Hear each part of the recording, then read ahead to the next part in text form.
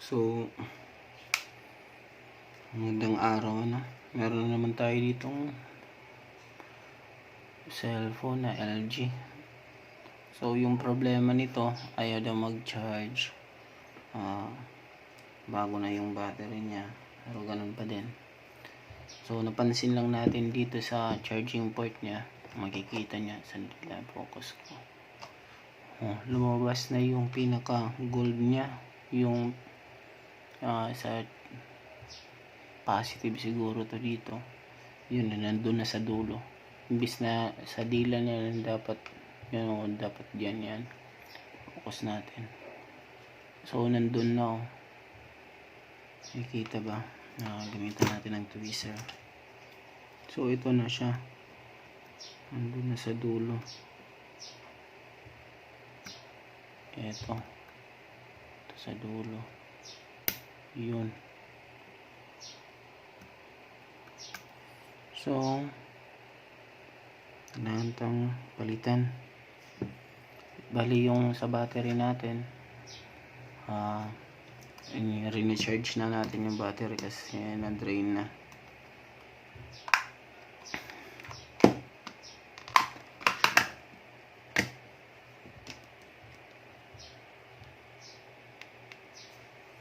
So, ito yung model number niya.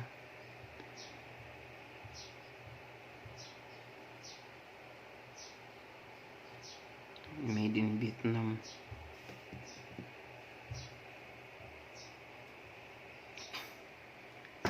So, buksan na natin. Yung battery natin, doon yung recharge ko.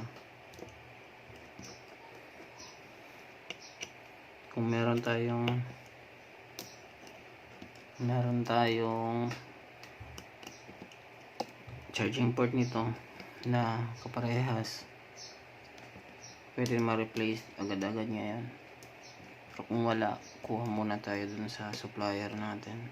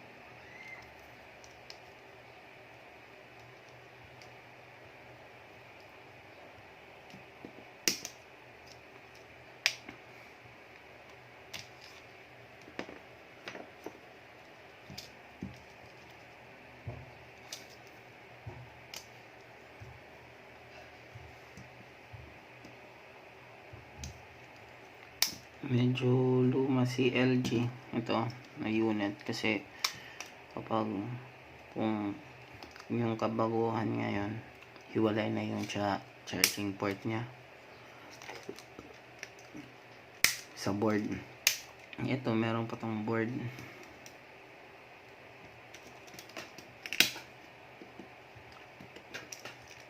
Ay, meron pang screw dito isa.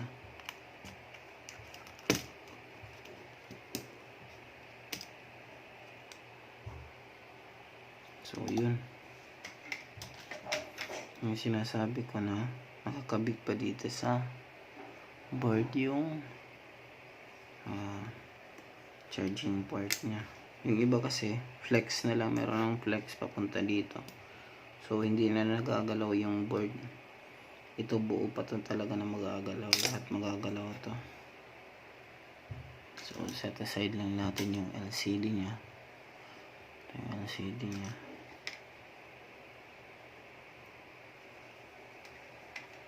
Palitan na din yung LCD nito kasi hindi siya na zero dito.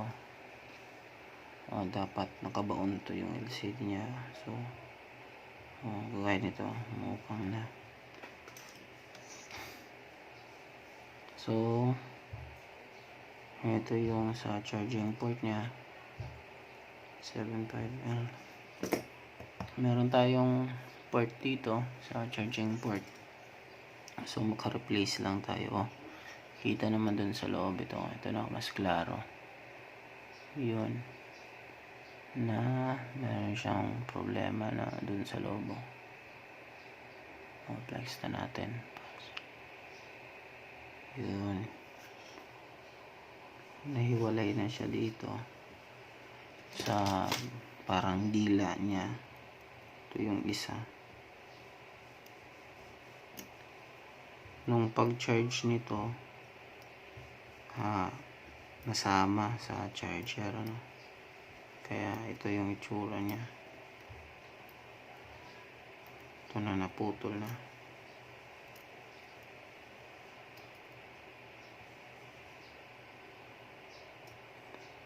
So yun yung itsura niya ngayon. Durog na sa loob, kaya ayaw mag-charge. So zoom out na natin. Hanap tayo ng charging port nito.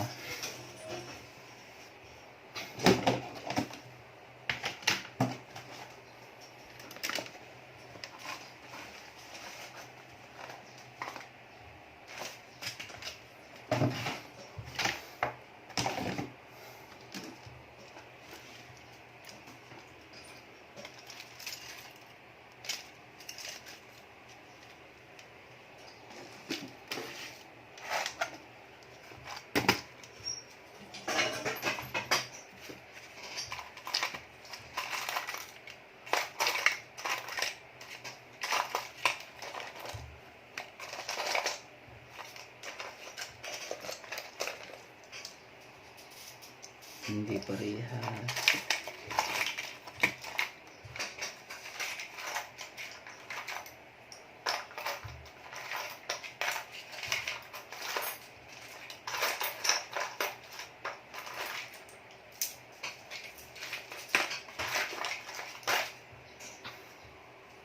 Hindi din parehas.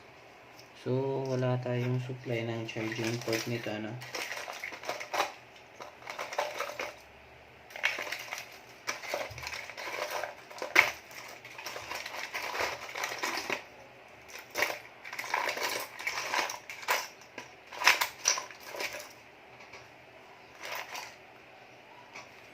Tayong supply, meron tayo dito pero iba naman dito. Meron din tayong isa nito, iba-iba kasi yung mga charging port, so hindi yan kakasya dito. Ganyan. Meron talagang para dito lang sa LG. So cut lang muna natin yung video natin kasi hanap pa tayo ng charging port. Kitang-kita naman, klaro naman na durog na. So ngayon,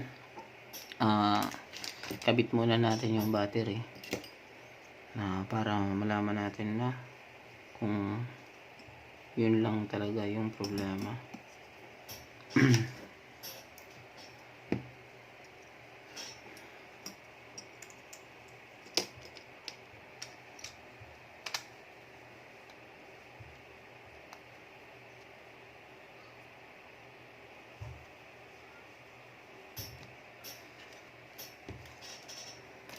Ganito lang, okay na yan.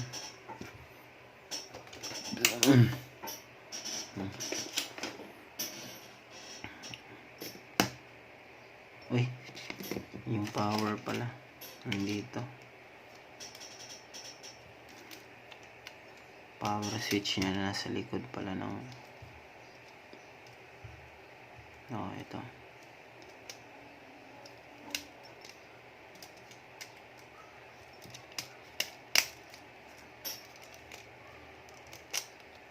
Kailangan makabit kasi hindi mag-on pala kasi nandito yung power switch niya. So kabit natin yung battery, on natin, yun, on pa rin siya, pero yun talaga sabi niyo may-ari na hindi na daw magcha-charge kasi no, base nga yung nakita natin ngayon, nadurog na. So hanggang dito lang muna tayo, putulin lang muna natin yung next video na lang tayo para sa pagtanggal at saka pagkabit ng power yung charging port.